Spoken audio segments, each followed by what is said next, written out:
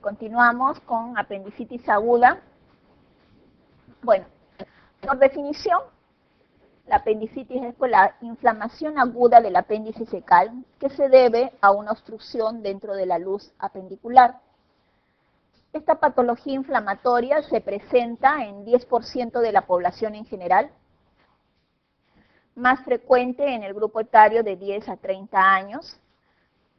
Es raro que se presente en los menores de 3 años o mayores de 50 años. Y es ligeramente más frecuente en los varones que en las mujeres. La apendicitis aguda, decimos, se debe a una obstrucción de la luz del apéndice cecal. Esta obstrucción de la luz del apéndice cecal con mayor frecuencia se produce hacia la base del apéndice cecal. En la patología neoplásica del apéndice, habíamos dicho que el tumor más frecuente en apéndice es el carcinoide. El carcinoide, que se presenta en el apéndice cecal, más frecuente es que se localice hacia la punta del apéndice cecal. Bien, en su fisiopatología van a estar implicados, es una infección que se produce por vía endógena debido a una obstrucción de la luz. Va a producirse un acúmulo de moco en el interior, una proliferación bacteriana. Los gérmenes que están implicados son el Bacteroides fragilis y Escherichia coli, que van a hacer sinergia a este nivel. Y hablamos de las apendicitis no complicadas, en donde va a primar la presencia de la Escherichia coli, mientras que en las apendicitis complicadas, gangrenosas y perforadas, en esta va a primar el Bacteroides fragilis. La apendicitis se produce por la obstrucción de la luz del apéndice cecal. La obstrucción de la luz del apéndice cecal va a variar de acuerdo a las edades. En el grupo etario de mayor frecuencia, que es de 10 a 30 años, esta obstrucción se produce por la presencia de un coprolito o fecalito en la luz del apéndice cecal. Cuando se presenta en la infancia, en la edad pediátrica, este se produce posterior a un proceso infeccioso o bacteriano. Las placas de Peyer que se encuentran alrededor del apéndice cecal se van a hipertrofiar y van a generar una compresión extrínseca de la luz del apéndice cecal, generando la obstrucción. Entonces, en la edad pediátrica, la fisiopatología se inicia por una hipertrofia de las placas de Peyer, que son conocidas como amígdalas de Rux. En los ancianos, la obstrucción se presenta con mayor frecuencia por la presencia de moco, la obstrucción por moco, o por parásitos, o por cuerpo extraño. Es menos frecuente que la apendicitis se presente por una hipertrofia de la pared del apéndice cecal. Y todo se inicia por la obstrucción de la luz del apéndice cecal. Esta obstrucción va a generar edema de la pared y vamos a tener la primera fase de la apendicitis aguda, congestiva o catarral, que va a avanzar hacia la apendicitis flemonosa o supurada, y en la evolución, si no se trata esta apendicitis flemonosa o supurada, va a avanzar hacia la apendicitis gangrenosa y finalmente hacia la apendicitis perforada. Entonces tenemos que las fases no complicadas de la apendicitis aguda son: 1, la apendicitis congestivo-catarral; 2, la apendicitis supurada o flemonosa. Y las formas de apendicitis complicada son la apendicitis gangrenosa y finalmente la apendicitis perforada. Bien, esta apendicitis necrosada o perforada va a presentar las siguientes complicaciones. O va el epiplon y engloba el apéndice y forma un plastrón apendicular, un plastrón frío, o esta se absceda y forma el absceso apendicular, o se adhiere a otras vísceras y forma una fístula con intestino delgado o con la vejiga, o se perfora y hace primero una peritonitis localizada y finalmente una peritonitis generalizada.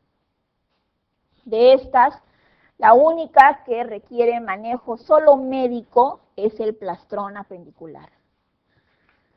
La de peor pronóstico y de mayor morbimortalidad, la peritonitis generalizada, y aquella en la cual hay que realizar tratamiento de drenaje es obviamente en el absceso apendicular. En el absceso apendicular, ya creo que les había mencionado, el apéndice se encuentra completamente digerida. Entonces, en estos casos no vamos a hacer apendicectomía más drenaje. ¿Por qué vamos a tener el apéndice digerido? Absceso apendicular, tratamiento, drenaje. El mejor percutáneo. Si no se puede, tratamiento, drenaje quirúrgico es también una alternativa, pero no apendicectomía. Bien. Anatomopatológicamente tenemos la apendicitis catarral, donde encontramos infección localizada de la mucosa, infiltrado de polimorfonucleares en la luz y pequeñas úlceras de la mucosa. La apendicitis supurada o flemonosa, hay úlceras confluentes con pérdida de sustancia y necrosis, polimorfonucleares en toda la pared apendicular y serosa fibrino-purulenta. Hasta aquí apendicitis no complicada. En la apendicitis gangrenosa tenemos obstrucción arterial por distensión o tromboangeitis séptica, y en la apendicitis perforada hay necrosis extensa de la pared con pérdida de sustancia. La apendicitis congestiva o catarral avanza en la evolución a una apendicitis flemonosa o supurada, donde hay polimorfonucleares en toda la pared apendicular. En la gangrenosa hay tromboangeitis séptica y finalmente avanza hacia la necrosis de la pared con la apendicitis perforada.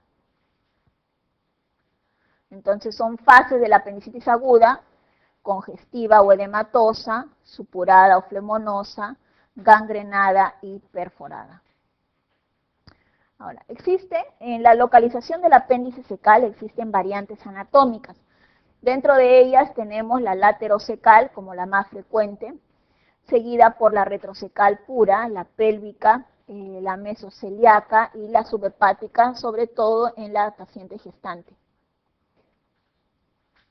Y clínicamente, más del 50% de los pacientes se van a presentar con la clínica típica.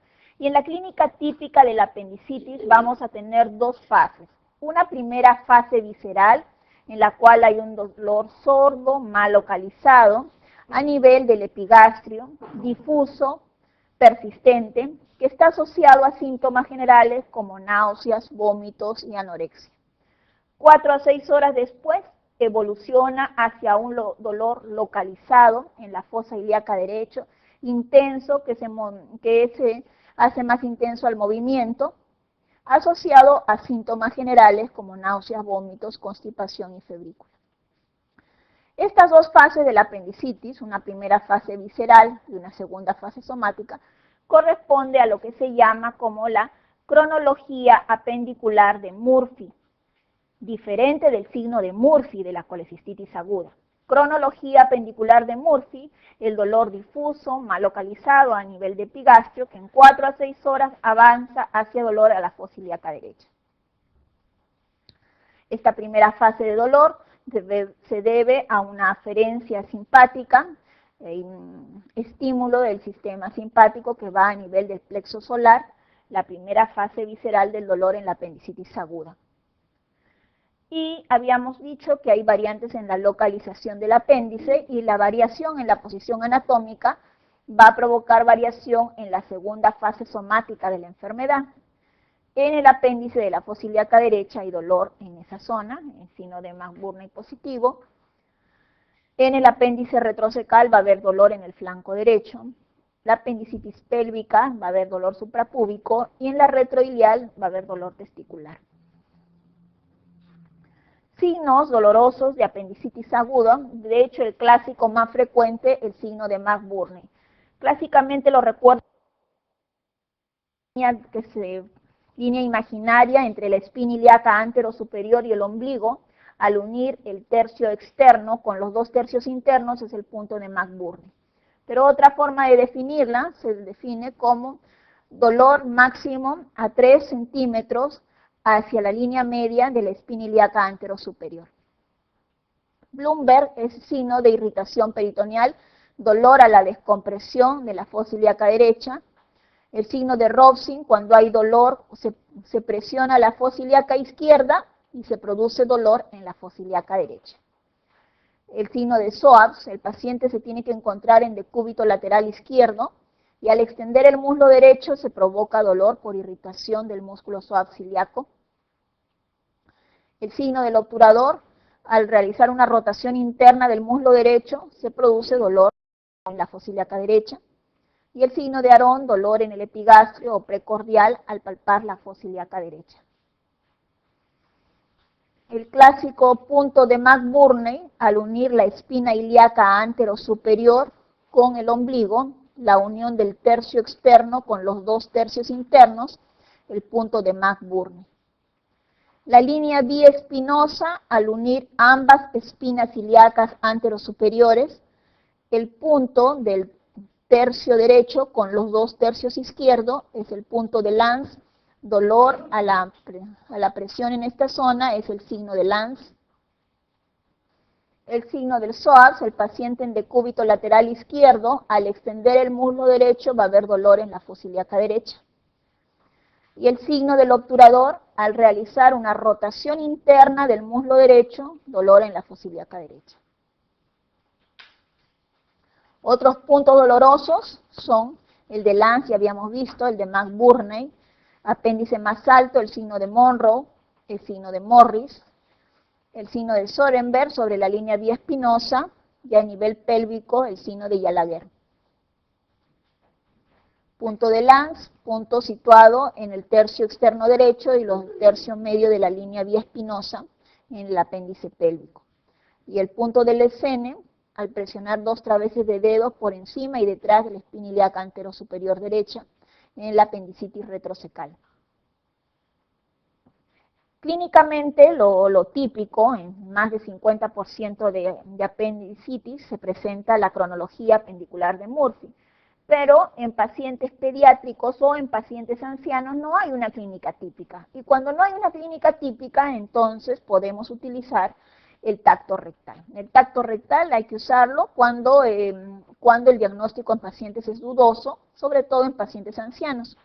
Lo que se va a encontrar es sensibilidad en el fondo de saco por abombamiento por líquido o por masa sensible en el fondo de saco de Douglas. Entonces, ante clínica dudosa, está indicado poder utilizar tacto rectal, dolor a la palpación en el fondo de saco. En la clínica también tenemos la triada de Murphy, dolor abdominal, náuseas y vómitos asociado a fiebre. Y la triada de Dilafoy, de la hiperestesia cutánea en fosa ilíaca derecha, defensa muscular en la fosa ilíaca derecha y dolor provocado también en la misma fosa ilíaca derecha. Finalmente, como concepto, debemos de concluir que el diagnóstico de apendicitis aguda es clínico. Los exámenes de laboratorio se solicitan para preparar al paciente, que el paciente vaya a sala de operaciones, pero el diagnóstico es eminentemente clínico.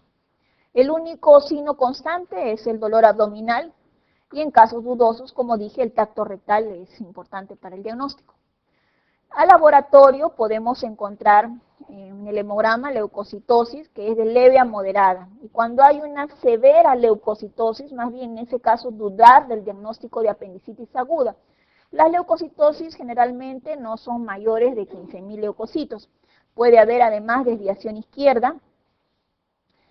El examen de orina puede ser patológico y esto no me descarta el diagnóstico de apendicitis, sobre todo en apéndices pélvicas. Por irritación del uréter vamos a encontrar un examen de orina patológico. Entonces, el tener un examen de orina patológico no me descarta el diagnóstico de apendicitis. Obviamente, los reactantes de fase aguda, la proteína C reactiva va a ser positiva. Cuando no tenemos diagnóstico certero de apendicitis aguda, la clínica es dudosa, en ese caso, además del tacto rectal, podemos utilizar imágenes. Y la imagen de elección en apendicitis aguda es la ecografía abdominal.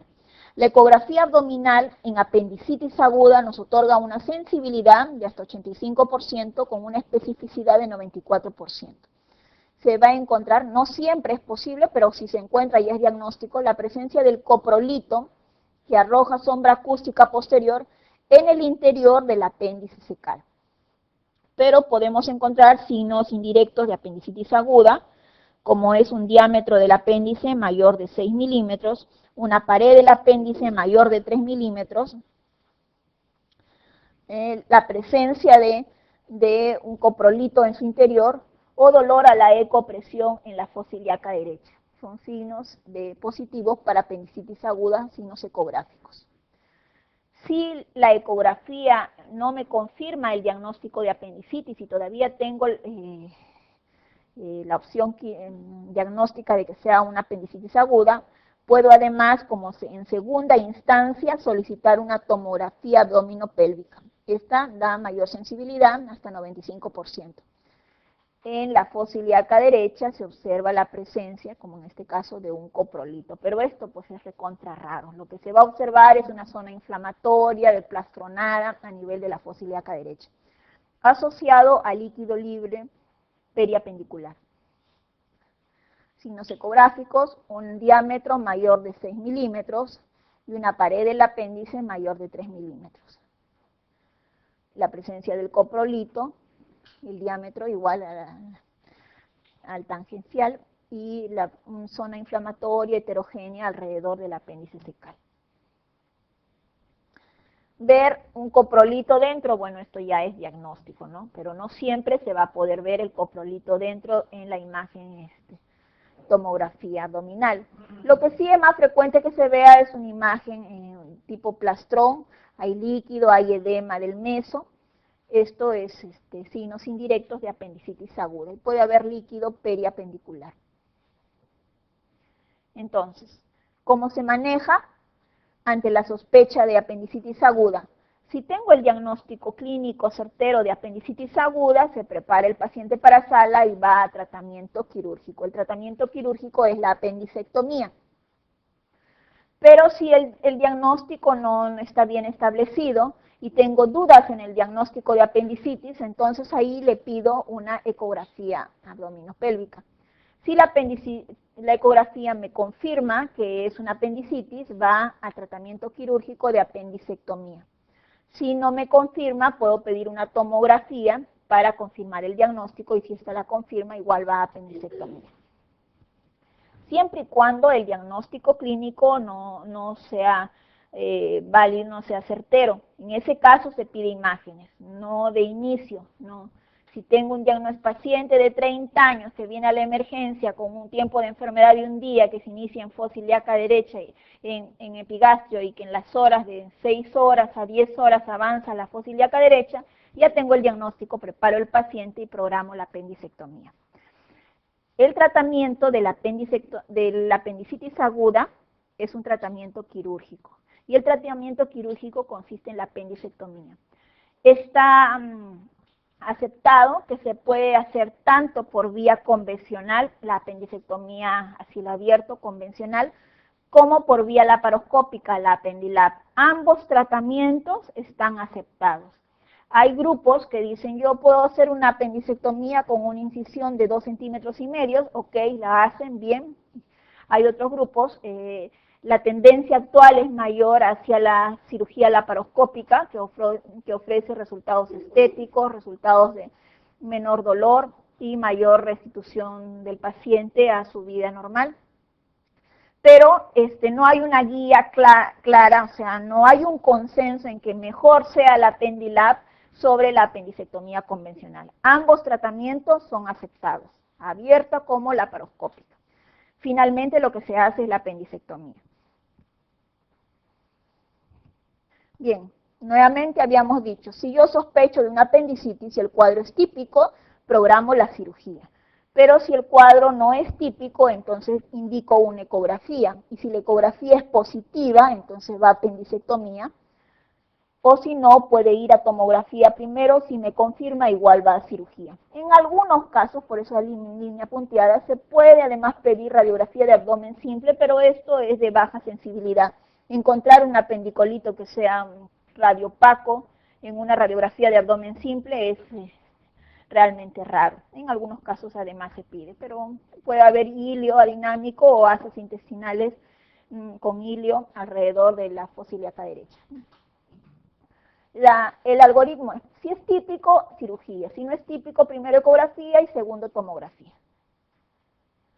Las variantes anatómicas van a dar pues, las apendicitis pélvicas, que pueden venir esta con examen de orina patológico, dolor laterorectal derecho, o apendicitis retrosecales, que van a dar más signo de SOAPS positivo.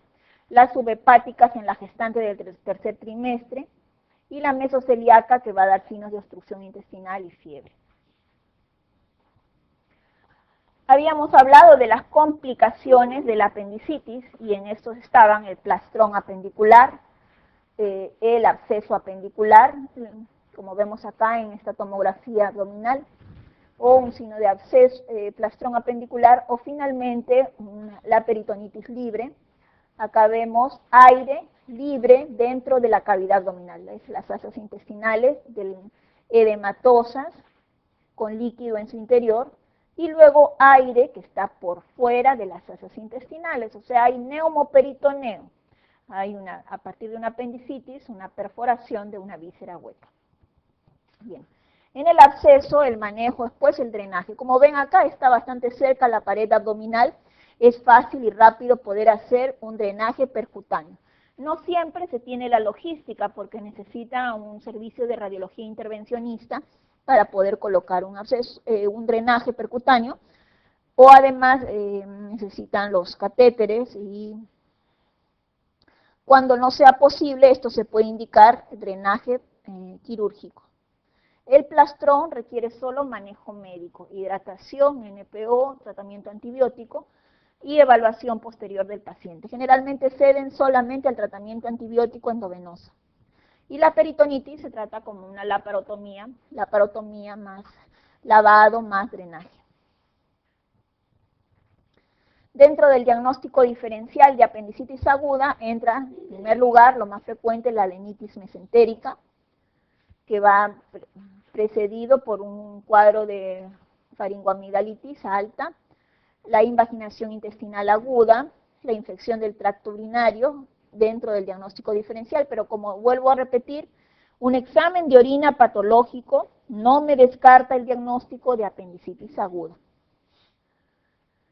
En pacientes en edad fértil, la patología ginecológica es diagnóstico diferencial, la gastroenterocolitis. En la edad pediátrica, el divertículo de Meckel, la meckelitis, también es diagnóstico diferencial, y en pacientes mayores, la diverticulitis. Diagnósticos diferenciales de patología médica, la tuberculosis enteroperitoneal puede dar cuadros similares con dolor en fosa ilíaca derecha, la enfermedad de Crohn, los tumores carcinoides, como saben, el carcinoide más frecuente en apéndice y puede dar signos como de apendicitis aguda. Incluso en muchos casos se programa la apendicectomía y es un hallazgo del tumor carcinoide. La sarcoidosis puede infiltrar la pared del apéndice y generar cuadros similares con dolor. De inicio, el tratamiento, el manejo es médico. El paciente debe llega al tópico de cirugía con dolor abdominal, el paciente debe ser hospitalizado, quedarse en NPO, colocar una vía endovenosa para la hidratación adecuada. En los casos de que haya alteración hidroelectrolítica, a corregir el trastorno. Hecho el diagnóstico, se da analgésico. Si hay un diagnóstico dudoso, todavía no se puede iniciar los analgésicos, pero hecho el diagnóstico, hasta que espere sala, al paciente se le da analgésicos y antiespasmódicos.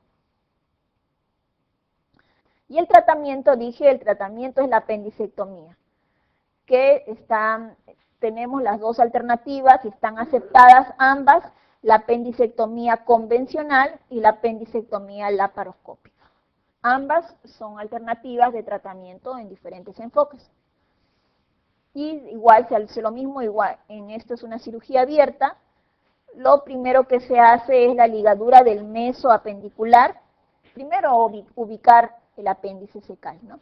El apéndice secal se ubica, lo primero que se encuentra son las tenias, y siguiendo las 3 tenias se va a ubicar en la base, el apéndice secal. Ubicada el apéndice, hay que ligar el mesoapendicular donde vamos a encontrar a la arteria apendicular, que es una rama de la iliobiseco-apendículo-cólica, rama final de la mesentérica superior. En las arterias de la cavidad abdominal tenemos tronco celíaco 1, mesentérica superior 2 y mesentérica inferior 3.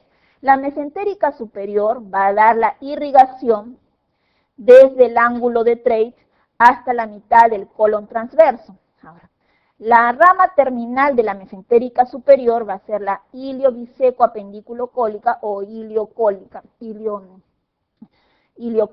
y esta iliocólica va a dar una rama que es la rama apendicular, que se encuentra en el meso del apéndice. Entonces, uno no va a encontrar la arteria apendicular, simplemente, como ya sabemos que está en este meso, se liga el meso apendicular y de esta forma se está ligando la arteria apendicular. Se secciona el meso, ligando la arteria, y al llegar a la base, si es que no hay necrosis de la base, se puede hacer una ligadura, previa coprostasia, una ligadura de la base apendicular y cierre. Pero si hay necrosis de la base y sobre la base necrosada voy a ligar, esto al 4º día se va a abrir y va a ser una peritonitis postquirúrgica. Entonces, si hay necrosis de la base, se prefiere hacer esta sutura, que es en bolsa de tabaco, invaginar en la base del apéndice secal.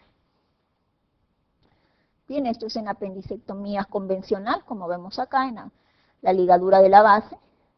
Y en la laparoscópica, en el enfoque laparoscópica igual, en la cirugía laparoscópica se colocan 3 trócares, siempre el trócar de la cámara va a nivel umbilical, el T1 de 10 milímetros, otro trócar suprapúbico de 10 milímetros y otro trócar de 5 milímetros a nivel de la fosa ilíaca izquierda.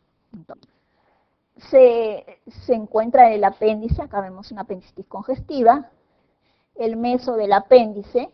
En este caso se coagula y se secciona, se coagula el meso del apéndice y se secciona.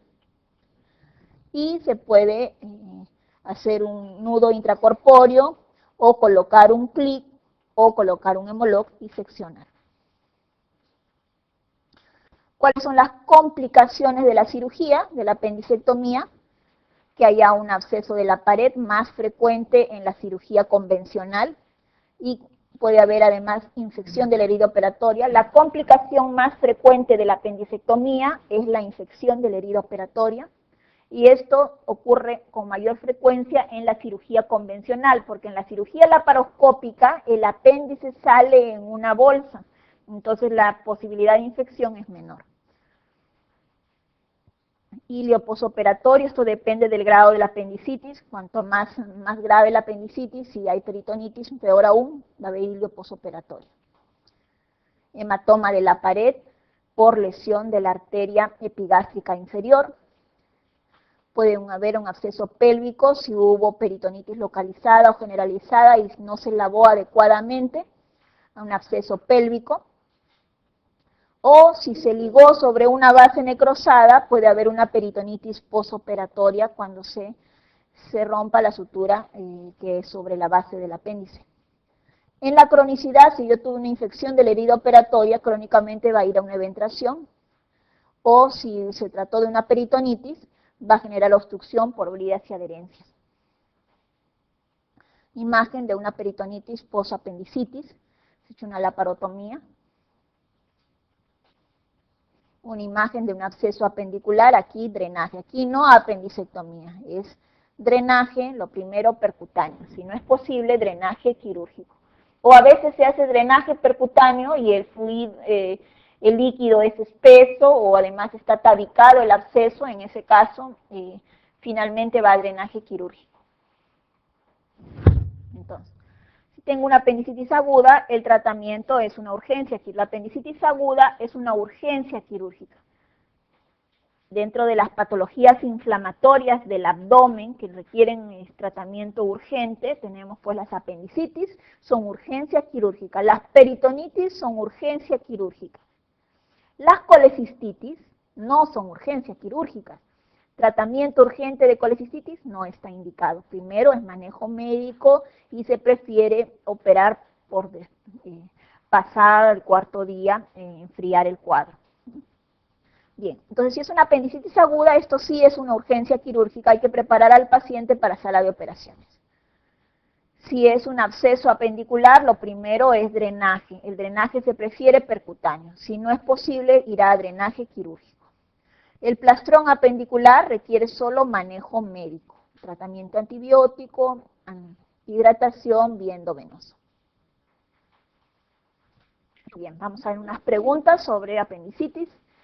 Dice, un joven de 18 años de edad acude al servicio de urgencia por dolor abdominal desde hace 4 horas, de comienzo periumbilical y ahora localizado en la fosa ilíaca derecha. La temperatura es de 38 grados y el pulso arterial 100 latidos por minuto. A la exploración física solo destaca el dolor a la palpación en la fosa ilíaca derecha. El recuento de leucocitos es de 15.000 por milímetro cúbico con desviación izquierda. ¿Cuál de las siguientes acciones es la más adecuada en este momento? La parotomía, ya que lo más probable es una apendicitis aguda. Hacer una radiografía simple de abdomen. Hacer una ecografía de abdomen ante la posibilidad de enfermedad inflamatoria intestinal. Hacer una tomografía axial computarizada de abdomen. Repetir la exploración abdominal y hemograma en 12 horas o antes si empeora. ¿Cuál es?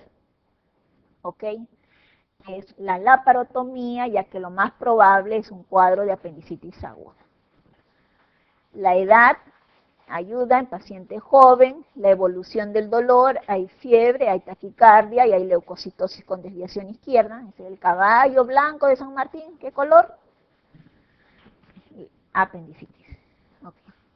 Varón de 10 años que inicia su enfermedad hace 12 horas aproximadamente, se caracteriza por dolor abdominal intenso y progresivo, náuseas y anorexia. Al examen clínico, temperatura 38 grados, funciones vitales dentro de lo normal, abdomen ligeramente distendido, con disminución de ruidos hidroaéreos, hay mayor resistencia en el hemiabdomen derecho. Dolor localizado en la fosa ilíaca derecha con signos de McBurney positivo, Bloomberg negativo. El diagnóstico probable es apendicitis aguda, diverticulitis, gastroenterocolitis, obstrucción intestinal o pancreatitis aguda. ¿Cuál es? ¿Cuál es el diagnóstico? Apendicitis aguda. Ok. En apendicitis aguda perforada, los gérmenes más frecuentemente aislados en el cultivo bacteriológico del líquido peritoneal son Pseudomonas y Bacteroides fragilis, Streptococo, Bacteroides esplácnicos, Bacteroides fragilis, Escherichia coli, Lactobacillus escherichia, Pseudomonas, Escherichia coli. ¿Cuál es? El Bacteroides fragilis y la Escherichia coli. ¿Cuál de las siguientes fases no pertenece a la secuencia evolutiva de apendicitis aguda? ¿Cuál es? Hemorrágica, no es fase de apendicitis aguda. Mecanismo patogénico inicial de la apendicitis aguda es la obstrucción del lumen. Igual en las patologías inflamatorias, por ejemplo, colecistitis aguda, igual obstrucción a nivel del conducto cístico. Colecistitis aguda, mecanismo patogénico, obstrucción cístico. Y en la apendicitis aguda, obstrucción del lumen apendicular. Germen patógeno más frecuente encontrado en la gangrena apendicular es Bacteroides fragilis. El signo del SOAPS positivo se relaciona con colecistitis aguda, apendicitis aguda, pancreatitis, vólvulo de sigmoides o úlcera gástrica. Es apendicitis aguda. Paciente de 20 años, diagnóstico clínico de plastrón apendicular abscedado con leucocitosis y desviación izquierda. ¿Cuál es la conducta a seguir? Antibiótico-terapia, drenaje, ¿cuál es? ¿A cuál? Antibiótico-terapia más drenaje percutáneo. ¿Cuál es?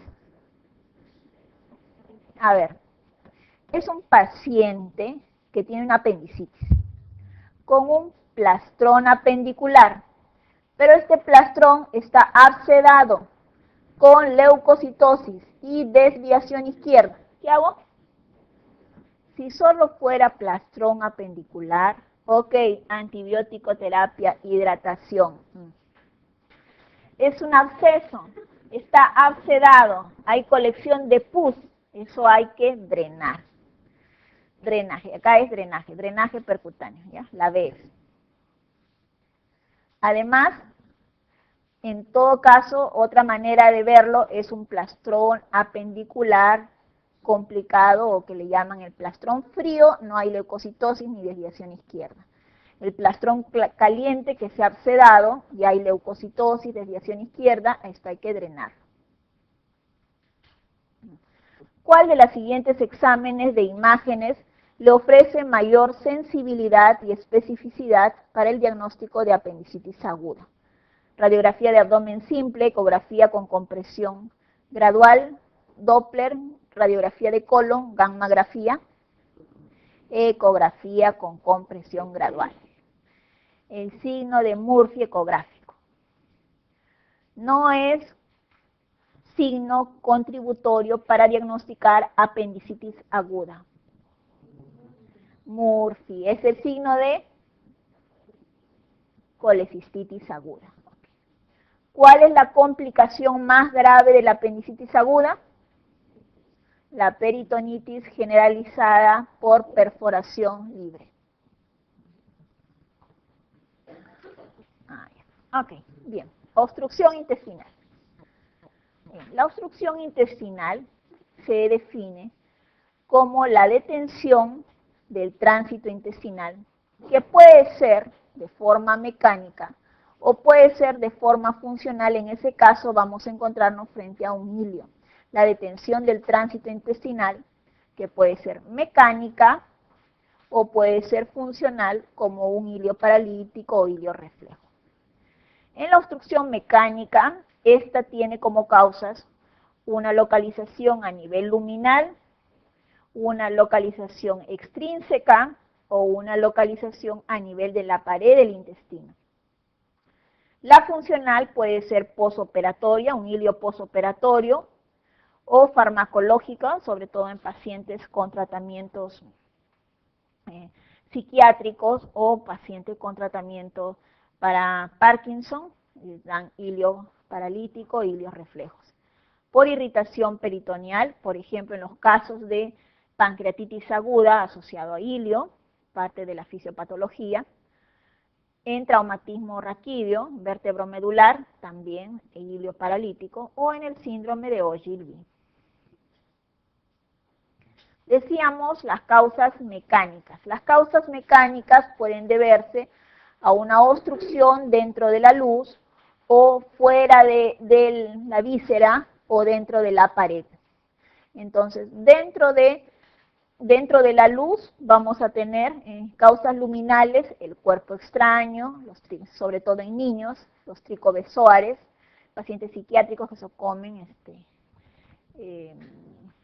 los pelos, y entonces en cabellos, entonces tricobezoares o fitobezoares también, la presencia de parásitos o la presencia de un cálculo de la vesícula biliar dentro del intestino delgado. A eso se llama el ilio biliar. Pueden ser causas extrínsecas, como la primera causa de obstrucción intestinal debido a bridas y adherencias, o a hernias de la pared abdominal debido a eventraciones, que son hernias incisionales, por vólvulos, el vólvulo más frecuente, el vólvulo de sigmoides, pero también puede volvularse el ciego o puede volvularse el transverso. En casos de intususcepción, sobre todo, por ejemplo, en el divertículo de Meckel con intususcepción, en hernias internas, o en los casos de síndrome de Wilkie, o es el pinzamiento aortomesentérico. En casos de causas parietales de la pared de la víscera, pueden ser causas neoplásicas o por la presencia de un pólipo, o por duplicación, alteraciones congénitas o enfermedades inflamatorias crónicas. Decíamos las causas extraluminales, la primera causa, las bridas y adherencias. Las bridas y adherencias se van a producir, son adherencias fibrocicatriciales, generalmente son postquirúrgicas, más frecuentes después de peritonitis. Pueden encontrarse entre víscera y víscera, entre un asa y un asa, o entre la víscera y la pared abdominal, o entre la víscera y la cicatriz de la laparotomía. Esto está en relación a factores y características personales, las inflamaciones a repetición, por ejemplo, en los casos de pacientes renales que generan peritonitis primarias consecutivas, pueden generar adherencias internas. En cirugías de urgencia, en peritonitis, también pueden generar adherencias. De las cirugías abdominopélvicas, las que más generan adherencias es aquella donde tenemos menos peritoneos, y esto es a nivel pélvico. Las cirugías ginecológicas son las cirugías que posoperatorio generan más adherencias porque la cubierta peritoneal es menor. También está en relación al tipo de sutura. A mayor utilización de suturas con multifilamentos, estas tienen mayor posibilidad de hacer reacción adherencial, mayor fibrosis, mayores cicatrizaciones, a diferencia de los monofilamentos, como son los nylon y los polipropilenes. Una adherencia entre asa y asa, una brida, hay que liberar una obstrucción intestinal por brida y adherencia. En segundo lugar, las obstrucciones se deben a vólvulos. Ahora, ¿qué vísceras se volvulan? Lo más frecuente es que se volvule el sigmoides, pero también se puede volvular el ciego, en segundo lugar, o en tercer lugar se puede volvular el colon transverso. Mucho más difícil es que se volvule el intestino delgado. Es una torsión en el eje del intestino, alrededor de 180 grados, que genera un compromiso vascular. En la fisiopatología del vólvulo, lo más importante es el compromiso vascular que va a traer el pronóstico de la enfermedad.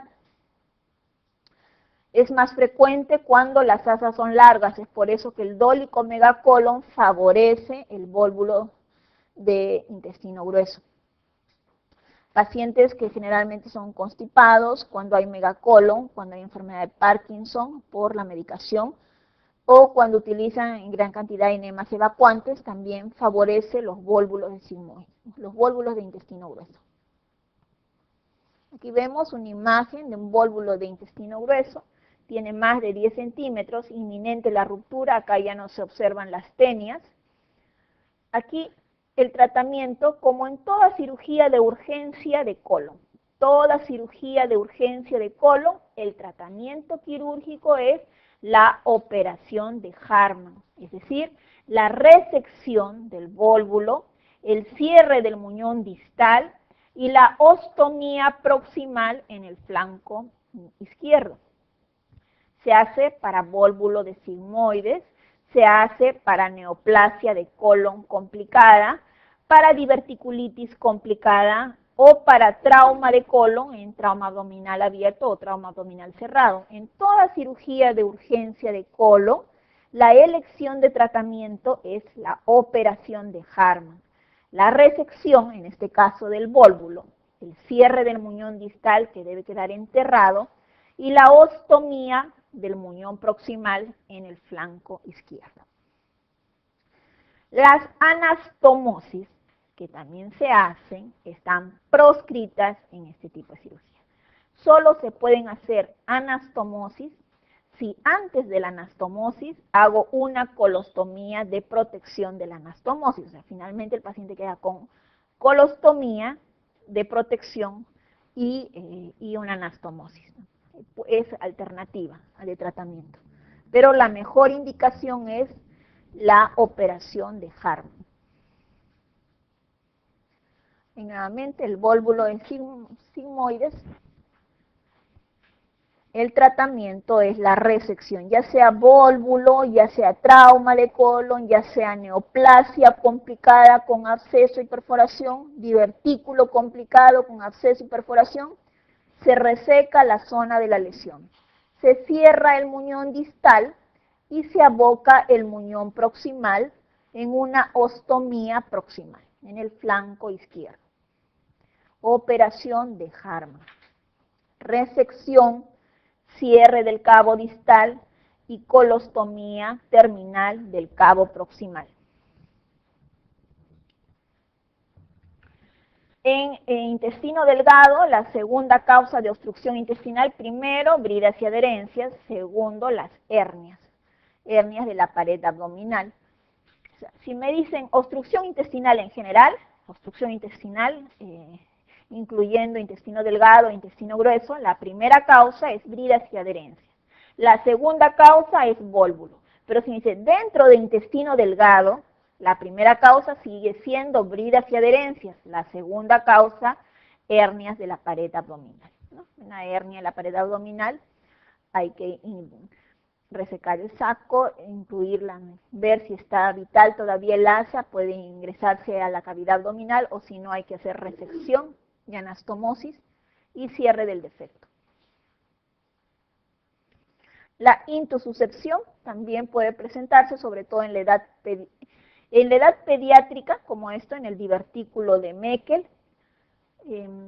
por el peristaltismo del asa delgada, va a hacer que el divertículo ingrese dentro del ilio y genere un cuadro obstructivo, una obstrucción de intestino delgado.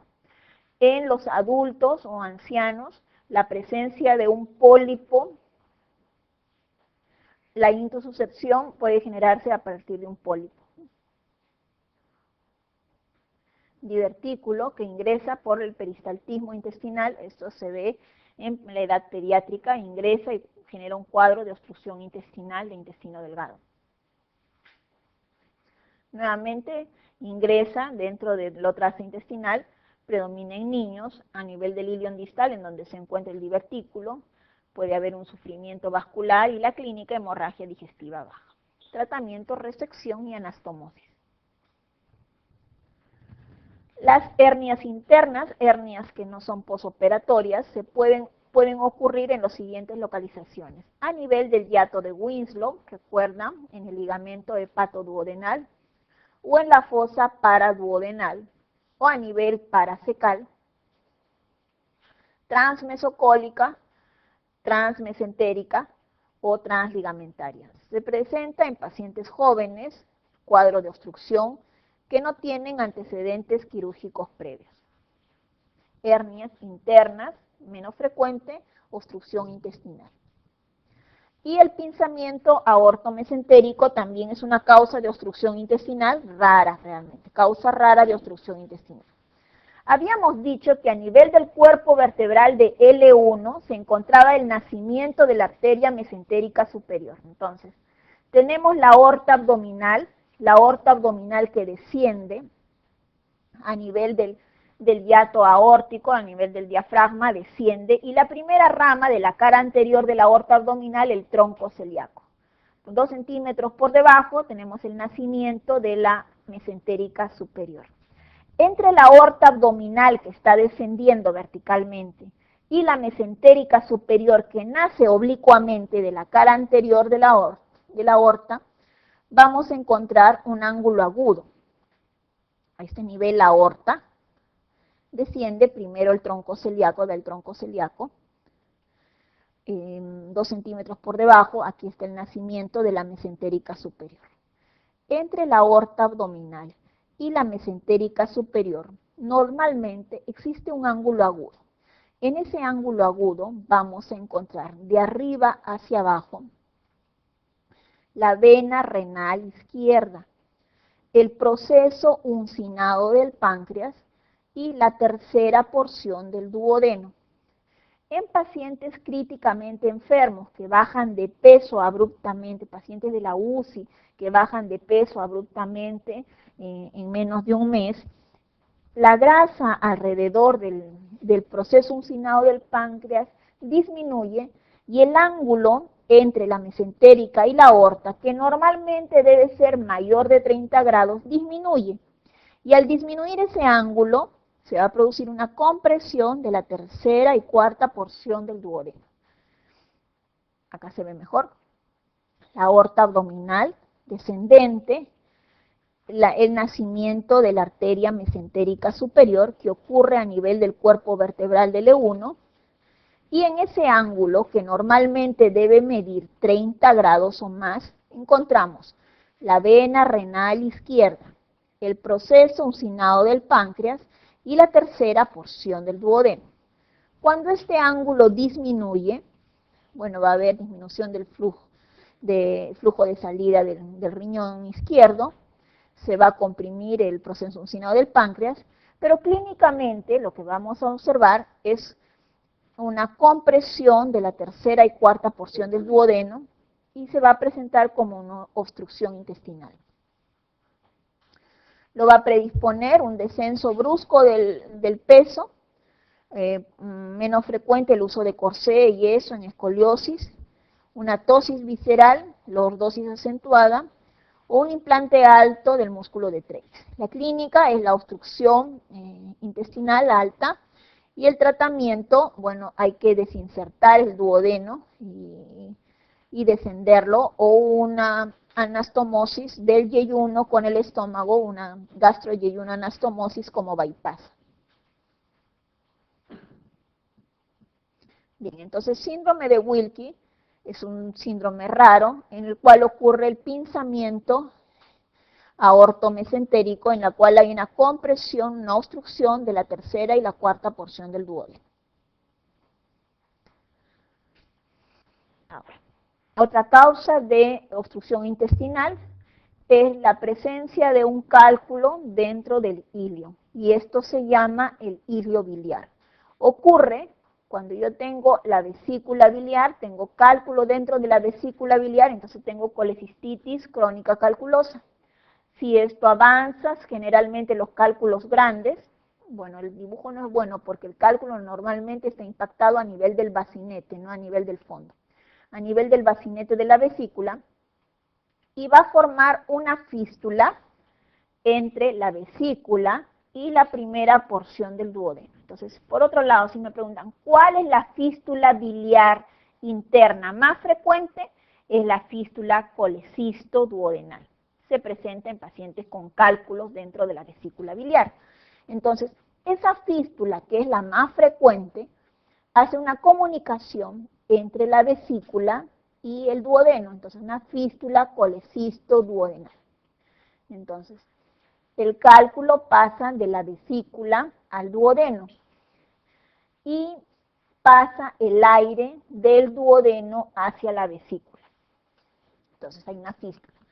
El cálculo pasa al duodeno, migra con el peristaltismo, migra, pasa el ángulo de Treitz, el yeyuno, va al ilio y se enclava donde el intestino delgado tiene su menor diámetro, su menor luz, y esto ocurre a nivel del ilio. Entonces, el ilio biliar es un cuadro obstructivo por la presencia de un cálculo procedente de la vesícula biliar que se enclava a nivel del ilio. Entonces, hay un cuadro obstructivo por un cálculo a nivel del ilio. Esto da un cuadro de obstrucción intestinal. Y tenemos, ¿cómo podemos hacer el diagnóstico? El diagnóstico, un cuadro obstructivo intestinal, antecedente de cálculos en la vesícula biliar, y a la radiografía de abdomen simple hay una triada clásica en la cual observamos cómo del duodeno va a pasar aire a la vesícula. El cálculo pasa de la vesícula al duodeno y el aire pasa del duodeno a la vesícula. Entonces voy a encontrar aire no solo en la vesícula, sino en todo el árbol biliar. Entonces veo aerobilia. Luego encuentro presencia de una imagen radiopaca. ¿Qué más veo? Edema de las asas, el cuadro de obstrucción intestinal de intestino delgado. Es la tríada, y niveles hidroaéreos. Es la tríada de Simon del ilio biliar. Si veo aerobilia, niveles hidroaéreos, y el cálculo es diagnóstico de ilio biliar. Pero si solo veo aerobilia, ya esto en un paciente con obstrucción, esto me sugiere que ha habido una fístula biliar y que el cuadro obstructivo se debe a un ilio biliar. El tratamiento, una enterotomía, o sea, retirar el cálculo, y una enterografía. En general, las obstrucciones intestinales, desde un punto de vista anatómico, se pueden dividir en obstrucciones altas hasta nivel del ángulo de Treitz, obstrucciones medias del intestino delgado y obstrucciones bajas a nivel del colon. Esto es una clasificación anatómica. Las más frecuentes son las obstrucciones intestinales medias, y en estas, las más frecuentes es la de bridas y adherencias. En segundo lugar, tenemos la obstrucción baja, la del colon, el vólvulo de sigmoides. Pero si a mí hablan solamente de obstrucción intestinal media, en primer lugar, bridas y adherencias, y en segundo lugar, las hernias en general, todas las hernias de parietales, que incluyen las umbilicales y las inguinales. Son menos frecuentes las obstrucciones intestinales altas, y dentro de la alta, la más frecuente es la estenosis hipertrófica del pílora, que se presenta en la edad pediátrica. Existe también una clasificación embriológica. La clasificación embriológica tiene que ver con la irrigación del abdomen. Sabemos que el tronco celíaco da irrigación del estómago, bueno, del esófago abdominal, el estómago y hasta el duodeno. Entonces, igual es hasta el ángulo de Treitz, la obstrucción alta. La media es la irrigación de la mesentérica superior, desde yeyuno, ilion, el colon derecho, y la mitad del colon transverso. La baja tiene que ver con la irrigación de la mesentérica inferior, que da la irrigación de la mitad distal del colon transverso, el colon descendente, el colon sigmoides y el tercio superior del recto. Como les dije, esta clasificación embriológica tiene que ver con la irrigación abdominal, que está dado con los tres troncos que ustedes ya saben, el tronco celíaco hasta el ángulo de Treitz, la mesentérica superior desde el ángulo de Treitz hasta la mitad del colon transverso, y la mesentérica inferior desde la mitad del colon transverso hasta el tercio superior del recto. Bien, una imagen, una radiografía de abdomen simple, en donde vemos, primero, no hay aire en la ampolla rectal, gran distensión de las asas delgadas. ¿Por qué sé que son asas delgadas? Porque veo unas líneas paralelas de lado a lado del asa delgada. Veo el asa intestinal delgada, unas líneas paralelas que toman el nombre de válvulas conniventes. La presencia de válvulas conniventes me hace el diagnóstico que esto es una obstrucción intestinal de intestino delgado. La primera causa, bridas y adherencias. Imagen de megacolon tóxico, es una obstrucción intestinal, ahí no hay aire en la ampolla rectal, y una gran distensión del colon mayor de 10 centímetros. Otra imagen, bueno, esta no es muy buena, pero es una imagen de grano de café. ¿En qué patología se ve? Grano de café, vólvulo de sigmoides. Bien. Y el hilio adinámico lo tenemos, es siempre secundario, o excepto que sea un proceso pseudo obstructivo, hay una gran dilatación, o en el síndrome de Ogilvie, gran dilatación del colon. Se habla que el síndrome de Ogilvie es una gran dilatación del colon sin causa conocida. O sea, los libros antiguos hablan de que Ogilvie, gran distensión tanto de intestino delgado, principalmente este intestino grueso, gran distensión, y no hay una causa extrínseca ni intrínseca que produzca una obstrucción. Se plantean hipótesis de que cuando se han hecho biopsias o resecciones parciales de este intestino, se han encontrado lesiones a nivel del plexo mioentérico. Pero esto no está completamente demostrado y por lo tanto hasta ahora no se conoce exactamente cuál es la causa de este síndrome.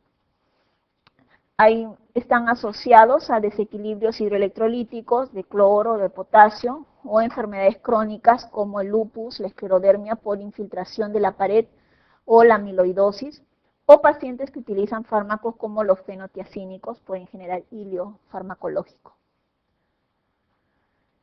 Bien, dicen. En el adulto, la causa más frecuente de obstrucción intestinal es, ¿cuál es? Las bridas y adherencias posoperatorias. Varón de 23 años, operado hace un mes de peritonitis por apendicitis aguda, presenta dolor cólico en mesogastrio, distensión abdominal progresiva, ausencia de flatos y heces, vómitos alimentarios 6 horas después del cuadro. Al examen, ruidos hidroaéreos aumentados de intensidad y frecuencia. La impresión diagnóstica más probable es ¿cuál es?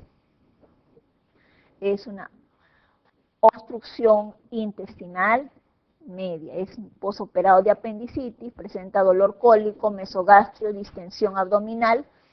Lo más probable es una obstrucción intestinal por bridas y adherencias y esto da un cuadro obstructivo medio, intestino delgado. Ok, chicos.